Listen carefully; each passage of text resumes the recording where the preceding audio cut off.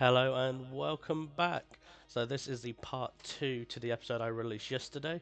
As I said, I was going to be tuning a car based off what I explained. We're going to show you the build right now of what I'm using, just in case you want to try it yourself.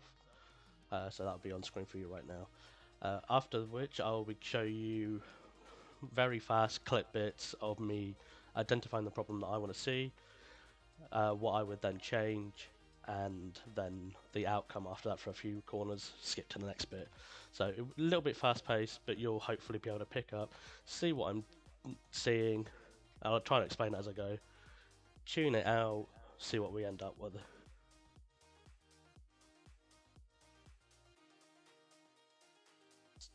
So as I said, just very simple.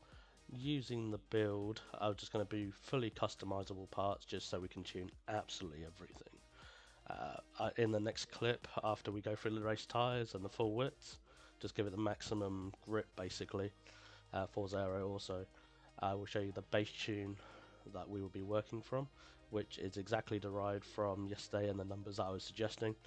It's pretty solid bass, didn't have to do too much work, but you'll see, and some bits and pieces needed moving, some didn't. Even at the end, I still made a slight change that I never actually drove, but I'm pretty sure in my head I would have been quite confident in it.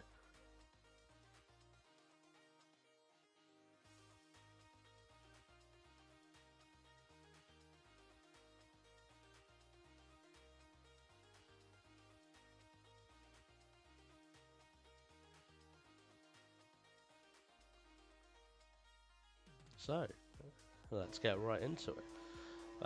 Opening lap, I'm looking here for tyre pressures, so top left in the telemetry, you'll see pressures. This is the out lap, so I'm just trying to get them a little bit warmer, and we'll see where we end up at. As you saw, I started at 27.5 tyre pressures. Car is a little bit all over the place, but like I say, we'll tune all that out later on. But as you can see right here, the pressures don't really want to exceed 31.9, and as I said in yesterday's video, if we're going to go for specific numbers, you want to be on that sweet spot of about 32.5 to 33 absolute maximum. So what you'll see me do here, go into the tune setup, move it up one click, which is half psi there, which basically equates to half a psi on the next menu, which it will take a couple of corners to warm up. Pretty much after we go through Maggots and Beckett's and all that, it will sort itself out. Car is still a little bit sketchy, so we'll sort it all out. It won't be an issue whatsoever. You can see the tyres are already coming up to what I want to see. 32.5, 32.6 on a slide. They'll all idle out to about 0.5. Won't be a problem. Happy day.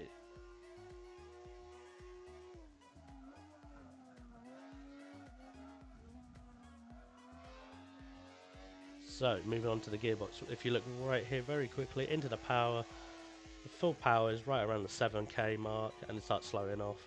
So I want to set my gearbox up to be either shifting into the full power or just under the full power. On this car, you don't really want to get too close to the red line. It's not worth it. So what I chose to do here is to make somewhat of a like a Civic gearbox is what we refer to it. So make the first and second gears kind of long. Also will help with the traction down low, getting out of corners. Quite a light car. And then third and fourth and fifth, kind of short, only about 750 revs, maybe 1,000, and it barely moves 5 to 10 horsepower in that range. So I still make a couple adjustments later on in the video, but you'll see how it is here. Straight away into turn 2 and 3, two of the slower corners on the track, and well, you'll see for yourself. A little bit of diff slide, I believe, might be on the next one, but look how much more controlled the gearbox is allowing this to be. A little bit of a slide there, and as I come up to here, I shift into third, which is not an ideal place, and the back slipped. So an adjustment does need to be made. I'll do it later on in the video.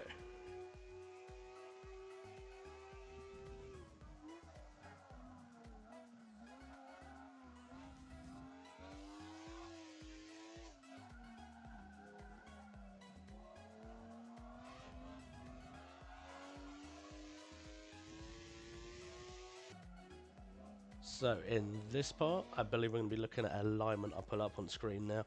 -1.5, -1.0, no toes, and 7 caster. This is exactly what I suggested to start with. Exactly what I'm showing you right now. So we'll bring the telemetry up. You'll see on the inside of each tyre, on the bottom corner, you'll see camber readings.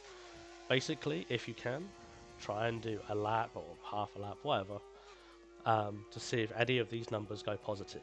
Try to ignore the numbers when you go onto a curb, because the car naturally just wants to take the camber of the curb, add it to the camber that we've already got, and it just negates it.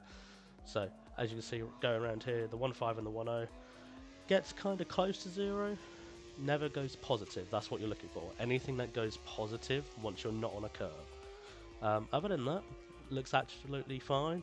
I don't believe I make any changes, but no, I don't think so. 0.2, 0.3 is okay. You see it goes positive there. That's because the right side of the car caught the curb, threw the left side out. Not even worry about it. As long as whilst it's on the tarmac, going through, nothing's going to be a problem. So on to the next bit. I already started the clip, as you can see. I go looking at the roll bars, obviously doing one by one. I want to make the car a little bit more understeery, a little bit less reactive, because the back end is still trying to escape us. So I increase the front, lower the rear. Overall, should be quite a reduced turn and feel. The way it changes direction, it should be a little bit slower, which means the back end should be able to keep up with the front of the car, and you should start generating some nice arc angles through from the left side into the apex onto the outside curb, and hopefully we'll see it here if I don't mess it up. A little bit slow, catch the inside curb. Diff is a little bit high too still, but a lot more controllable than what it was.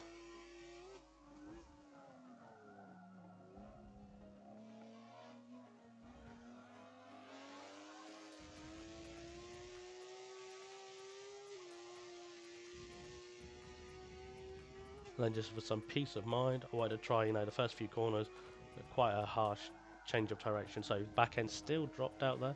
I probably tried to carry a little bit too much throttle, but or speed, sorry, but we'll see. But obviously the aero is still halved in the rear, but if you look at it going through here, the car wants to follow itself a lot easier than what it was previously. In the next clip, funny enough, we go back in time apparently. Bring up the telemetry again, go to this friction board. This obviously shows you wheel spin, how the contact patches of the tyres are to the road. Another thing that you kind of need to drive at the same time and watch. As long as, whilst you're not on a curb, not wheel spinning, anything like that. So you're kind of looking for contact of the tyre, which is chassis related as well. So this is for your springs and your dampening that I would use this for. When braking into a corner, and whilst it's actually settled into the corner, you don't really want to see it go above 125. 115 would that be absolute solid, but 125 is a happy spot as well, a little bit high, but if you get your suspension to that, it means you're not really losing or gaining too much, but 115 is absolutely fine. You'll see me make some changes here, currently bringing up the dampening picture that I showed you yesterday. I'll put that up on screen now so you can see what I'm referring to, and it basically tells me to increase the front rebound, I can't speak, and then lower the rear rebound. This because I've got too much oversteer in certain aspects, on the slalom entries, full throttle, etc. And then on the bumps, again, ask me to increase the bump, lower the rear bump, go from there. Other than that, say I'm know what I want out of the car, what I'm happy. You gotta remember, this is all preferential. You will need to make your own changes if you want to use this as a base, but you can see it straight away. Car is a lot more happier. Still got a little bit of aero imbalance on the back end, but you'll see in a minute. I put the aero up, car know enough sorts this out straight away. Not a problem. But 3 megas and Beckett's, car is again a lot more sedate. Still not got that aero on the back, but happy days, a lot more controllable. So just going to jump forward a couple of corners, and I still noticed something myself, not quite happy with it. Car is still slightly over rotating, so again, back into the tune, over to dampening, and then what we're going to do is increase the front rebound, lower the rebound a few more clicks, and then I'm pretty sure I adjust the bump here as well. No, I'll go and put the rear aero up. So we're going to get a lot more stability, better braking, might create a little bit of inherent understeer, because now we've put, brought the rear a little bit more in line with the front. You can see the front slightly pushing in turn 1, very happy in turn 2, but again, pushing a little bit wide.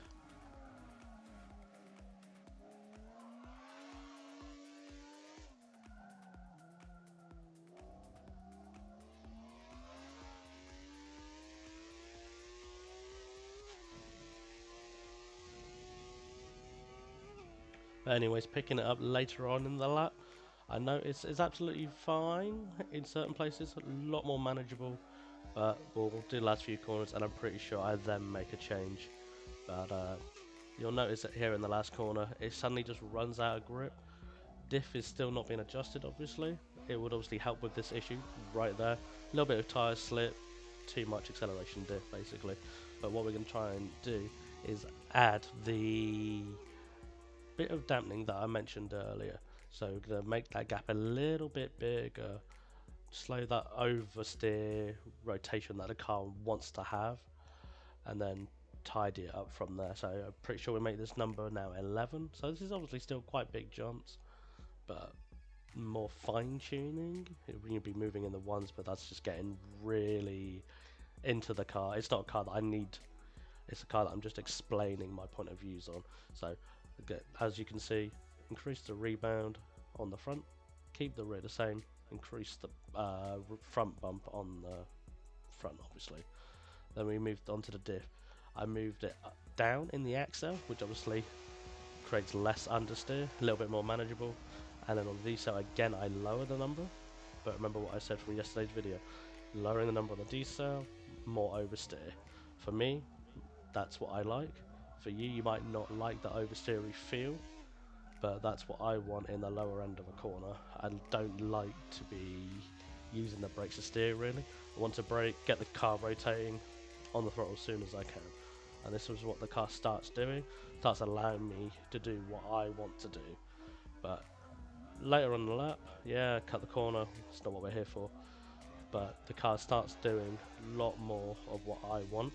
I'm pretty sure I go into the start menu kind of shortly, and I go to the raw wells, yeah, and we tighten this up a little bit. So what this brings, a little bit more turning, a little bit less rear grip, because I'm taking the stability out of it.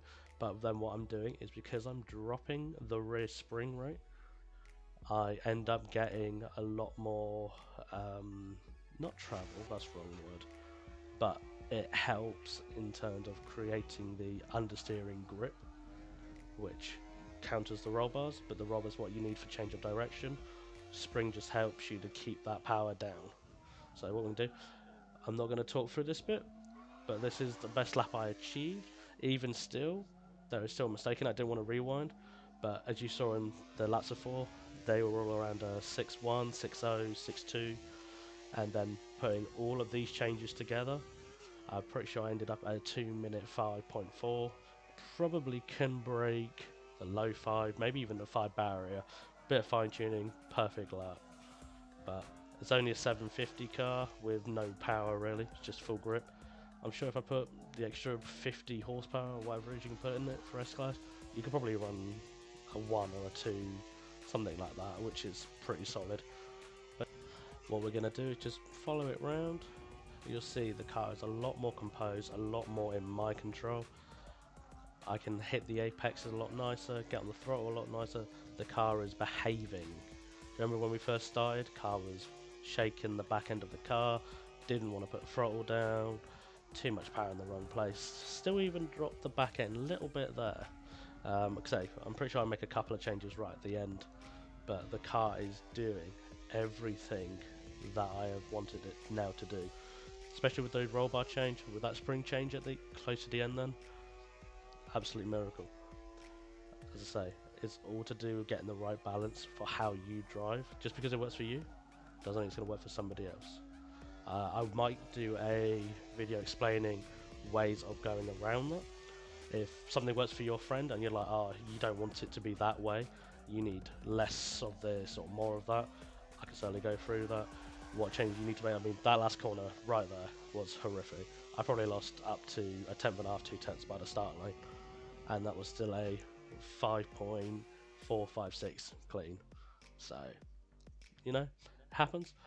Gonna do a quick run through of the tune. I'm pretty sure I changed something. There you go. I dropped the accel diff a little bit more, dropped the decel a tiny bit, a little bit more rotation whilst you're slowing down.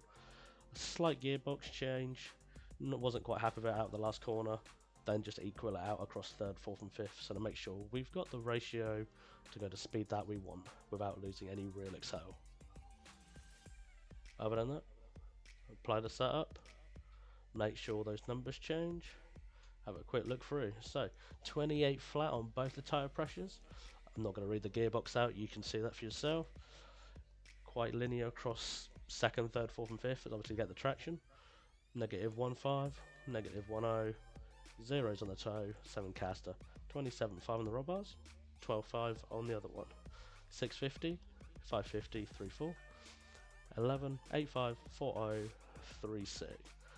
Full aero, probably could have done with 170, but might have been okay. The brake pressure I suggested, and then the diff after that last lap there. And all that together, I would hope to see somewhere around a 5 flat, maybe a 4, I'm sure it'll be there. Give it a go, you never know. Take the build, you saw at the start of the video, put your own tune on it, take my tune, work from it, make it for you. More diff, left diff, that'll be more what will help you or hinder you. I know a lot of the tunes I do for my own team, they need less accel, more decel, because they don't like to, they drive completely opposite to me, which is not helpful, but it works. So, thank you, see you next time.